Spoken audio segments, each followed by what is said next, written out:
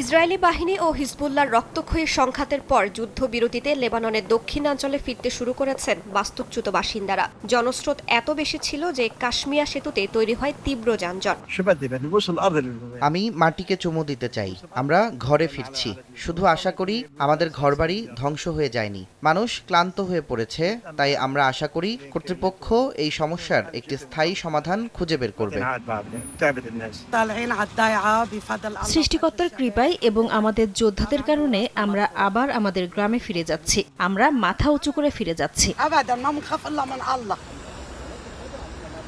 Israeli হামলায় ধ্বংসস্তূপে পরিণত হয়েছে লেবাননের দক্ষিণাঞ্চল। এর মাঝেই চলছে টিকে থাকার লড়াই। যারা ফিরেছেন নিজেরাই মেরামত করছেন ঘরবাড়ি। 6 সপ্তাহের সংঘাতে 2000-এর বেশি মানুষের প্রাণহানি এবং লাখো মানুষ বাস্তুচ্যুত হন।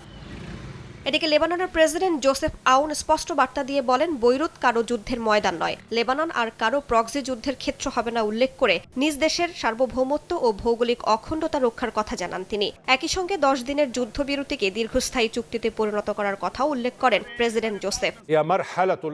এই আলোচনা দুর্বলতার কোনো লক্ষণ নয়, পিছু হটা নয়, কিংবা কোনো ছাড়ও নয়, বরং আমাদের জনগণের প্রতি দায়বদ্ধতা থেকে নেয়া একটি সিদ্ধান্ত।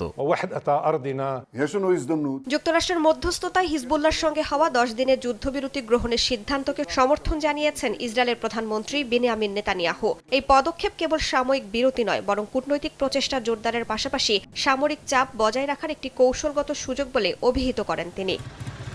এদিকে লেবাননে বিমান হামলা চালাতে ইসরায়েলকে নিষিদ্ধ করা হয়েছে। মার্কিন প্রেসিডেন্ট ডোনাল্ড ট্রাম্পের এমন পোস্টের স্পষ্টতা জানতে হোয়াইট হাউসের কাছে ব্যাখ্যা চেয়েছে ইসরায়েল। রাইসা জান্নাত, সময় সংবাদ।